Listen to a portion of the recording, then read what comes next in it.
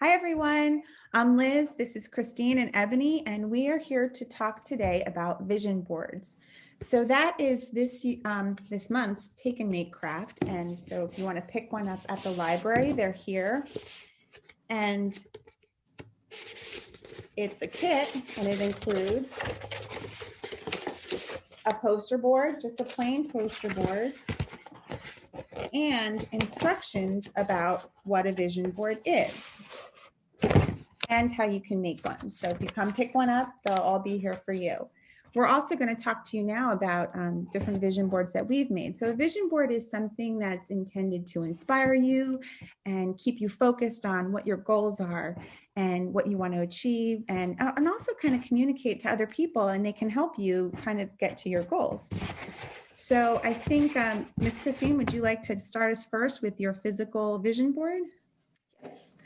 So I made a vision board, poster board, very similar to the kit you'll be picking up. And what I did is I found some different pictures, both from magazines. Some of these are pictures of my own and different words to kind of keep me focused. So up here I have some books, and it says read and write because I want to do some reading challenges. I want to write more reviews and possibly pick up the novel I started writing a year ago. I wanted to do travel more. Over here I have keep it simple because I just want this year to be less stressed, and that's why I also have calm, clear. I want to do more artwork, so I have the word art, and the whole background of this is just me playing around with watercolor pencils so that every time I look at it, I remember I want to do more painting again. I also have like a vision journal, and each one of these different visions, I'm actually going to create a singular vision. So like for art, I will have different words and symbols here, and actually like little things that I want to do, as well as the creative down at the bottom is a Doctor Who scarf. It's hard to see in the picture, but I'm going to be crocheting this. So I will be putting like my yarn choices, my information and all of that on each individual vision board. So that's how I did a physical vision board for 2021. Oh, that is awesome. And I like that you have the little labels, and we have that in your kit as well. So you can do what Christine did and cut them out and glue them onto. We also have dot paper. So if you want to draft it, if you're the type of person that wants to practice before you make it, you can do that as well. So my vision board is, and I'm going to share my screen. Board, and Jamboard is in Google. So if you have a Google account, you can go on to the little box with the squares and select Jamboard. And these are some of my goals for this year. So for my career, I have a new job. I just got my degree, so I have a new job. And so I want to try and familiarize myself, not just with books. Obviously, I want to read more, but I want to try and read more books on writing and poetry. So I have for my goal that I want to try and read at least 10 books on writing and poetry. And those are genres that I don't usually read. And then I also wanted to try and write a little bit more about what I've read. So more than just read, but to kind of step back and reflect on what I've read. So I thought, let me try and put at least one book post a month on Goodreads. And then I'm trying to be a little healthier. So I put, I'd like for my goal to be to maybe run a 5K by the end of the year. And so that's kind of a big one. I don't run now.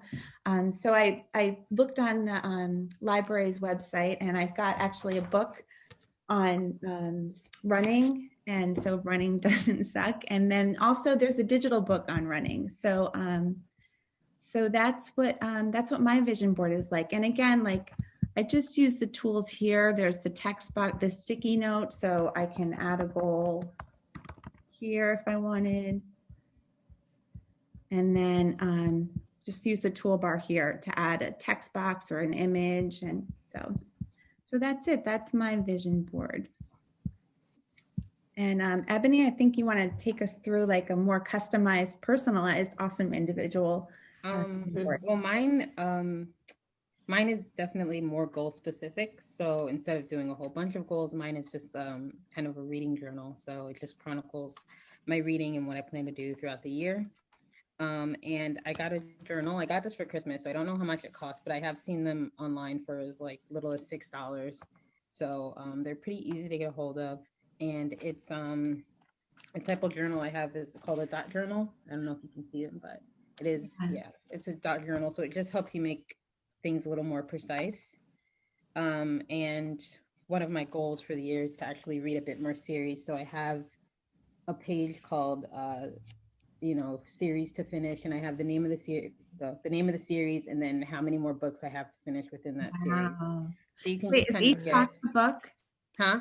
Is each box a book in the series? Each box is a book in the series. So the Wow. ones that aren't filled in are ones I still have left to complete. And then when I finish the whole series, I'll fill in the blank so I can see exactly how many series I finished. And you just did that with pen and paper, right? Yeah, just pen. I all of mine are just pen and paper because I don't carry a lot of art supplies. So I want something that I can just, fill in on the go. And it's much easier to find a black pen than like a colored pencil or anything like that. The next page I have is kind of like my yearly books to read. So I have every month I'll fill in a bar graph of how many books I've read. So I don't know if you can. Yep. And then Look I at have, the bottom. Yeah, that's awesome. yeah, so you can create a whole bunch of cool spreads in here.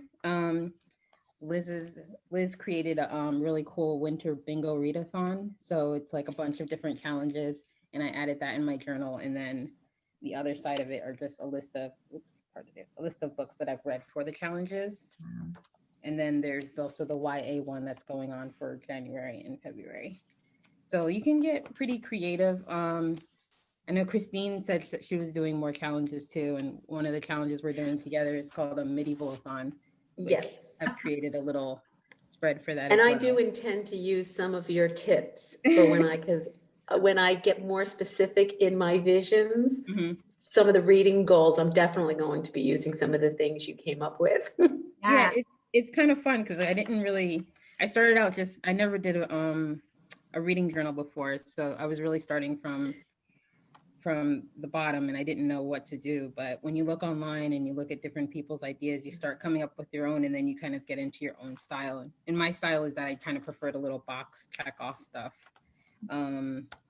And yeah, so I mean, it's like you can just get as creative or you can get as basic as you want. Mine is more on the basic side. But Liz, I used a couple of your little stickers and added them in there. Awesome.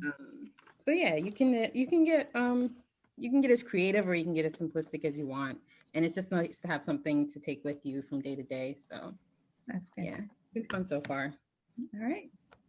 I know I was a little, I guess maybe a little overwhelmed setting up my reading journal to match my challenges, which is why I put this physical board together like, I don't know, maybe 20 minutes yesterday.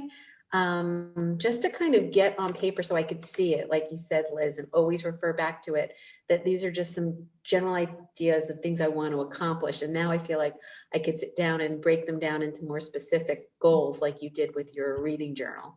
Yeah, definitely. So thank you, everyone. I hope this was helpful. So come by the library.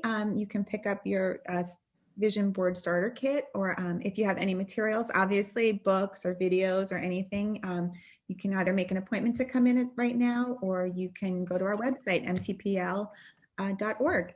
And so thank you all, and we'll see you at the library hopefully soon.